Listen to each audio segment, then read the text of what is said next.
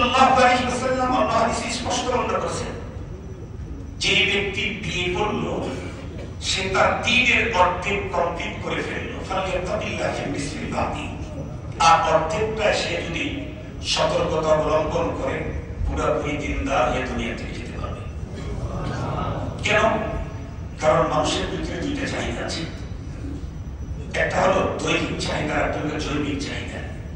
এটা খানা পানি পোশাক পরিচ্ছদ, এটা একটা আমাদের প্রয়োজনীয় জিনিস। আর একটা হলো জৈবিক চাহিদা পূরণ। তাই দুইটা জিনিস মিলেই তো আমি, আমার খাবারের দরকার, পানি দরকার, আমার পোশাক দরকার, একটু আরামে থাকা দরকার, সাথে সাথে আমার জৈবিক চাহিদা পূরণ করা দরকার।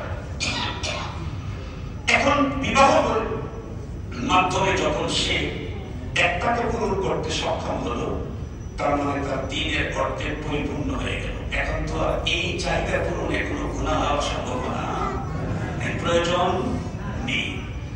আল্লাহকে রাসূল বলেন ফালিয়াত্তাকিল্লাহি বিসমিল বাকি। আর এখন একটা আছে খানা পান করা, পোশাক পরিচ্ছদ, এই ব্যাপারটাও তুমি গুনাহকে এড়িয়ে চলো, পরিপূর্ণ মুমিন হয়ে কবরে যেতে পারবে।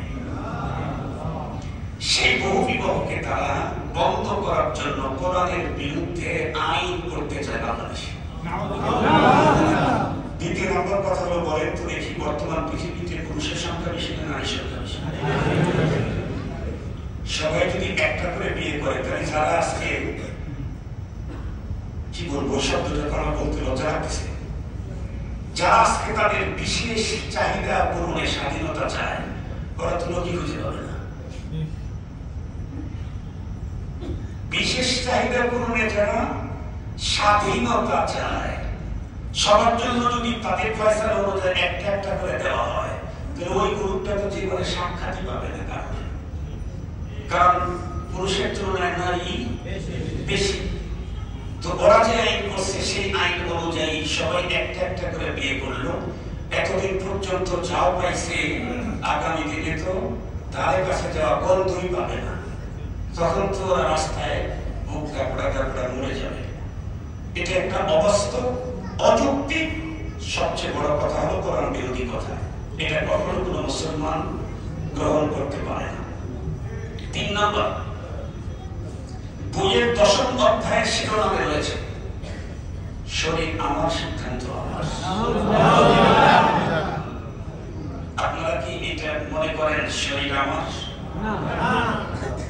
তাই যদি হয় তাহলে ইন্না লিল্লাহি ওয়া ইন্না ইলাইহি রাজিউন কেন পড়েন?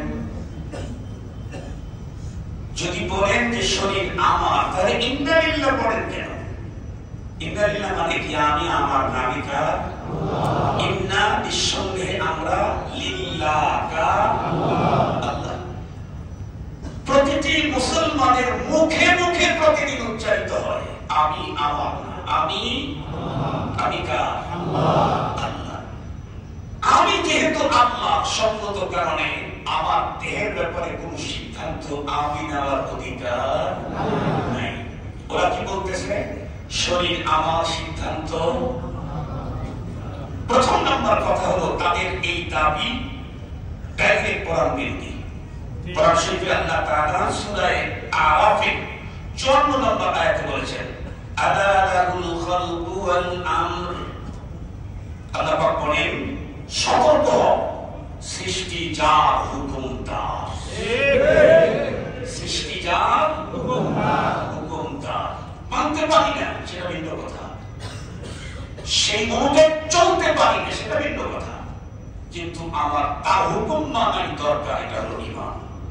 তার হুকুম মানাই দরকার, পারতেছি না আমার দুর্বলতা, কিন্তু তার হুকুম মানাই দরকার। এই আয়াতের বিরোধী দ্বিতীয় নাম্বার সূরা ইউসুফ আয়াত নাম্বার 40। আল্লাহ তাআলা বলেন, ইনিল হুকমু লিল্লাহ।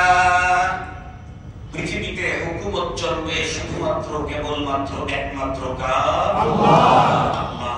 কেন? উনি আমাকে তৈরি করেছেন, উনি আমাকে বসবাসের জায়গা দিয়েছেন। 24 ঘন্টা আমার পিছনে অক্সিজেন আর বাতাস ফিরি সরবরাহ করতেছে।